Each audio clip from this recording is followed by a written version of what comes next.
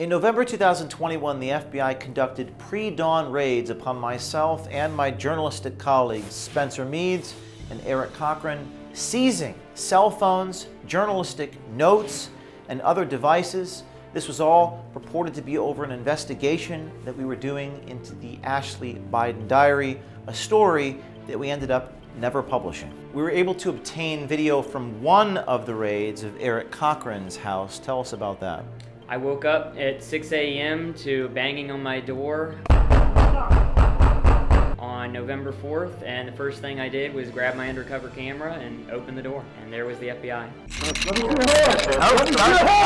And Spencer, also, they raided your house in New York City. Tell us a little about that. Around the same time, I also got a knock on my door. You can see in this footage, they broke my door to gain entry. Pretty terrifying. And then on Saturday, November 5th at 6 a.m., they banged on my door in Mamaroneck. I opened the door and there appeared to be nearly a dozen agents, went through my things. A few months later, in March of 2022, we discovered that the United States government had issued secret warrants getting access to our emails, secretly reading our emails, concealing that from the court in our case against the SDNY, asking Microsoft, Uber, and Google for information about us as journalists, including emails between us and our attorneys. These secret warrants were stamped by various magistrate judges, and a Microsoft whistleblower brought that to our attention.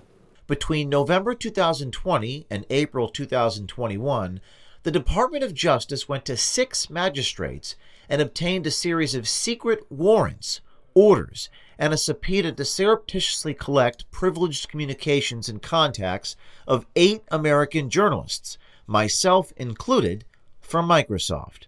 The DOJ even sought and obtained numerous secrecy orders preventing Microsoft from disclosing the surveillance to anyone.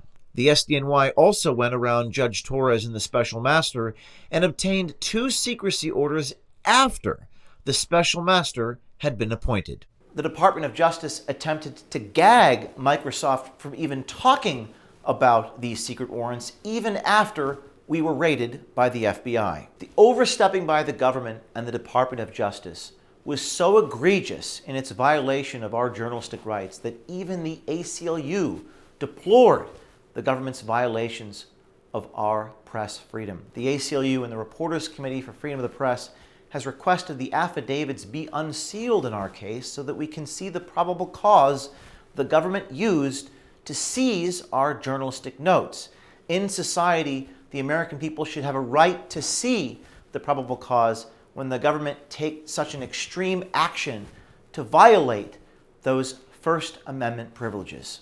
Whistleblower would later come out at the FBI. A source revealing the FBI referred to us as news media in their computer systems. What does SIM mean on this document? It says SIM, news media. So SIM is a classification that means it's a sensitive investigative matter. And that basically affords the subject of the investigation with certain protections internally. Because it's sensitive, it could be a political figure, it could be someone in a church or a religious figure, it could be a news media organization. And there are laws in this country. Attorney General Merrick Garland has prohibited forcibly seizing reporters' notes.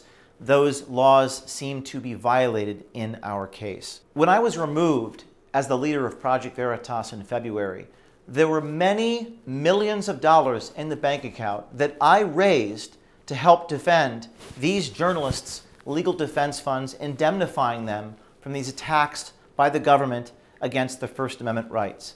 Since February, all of that money has been spent by Project Veritas, and they have announced they will no longer be indemnifying or helping us with our legal defense needs.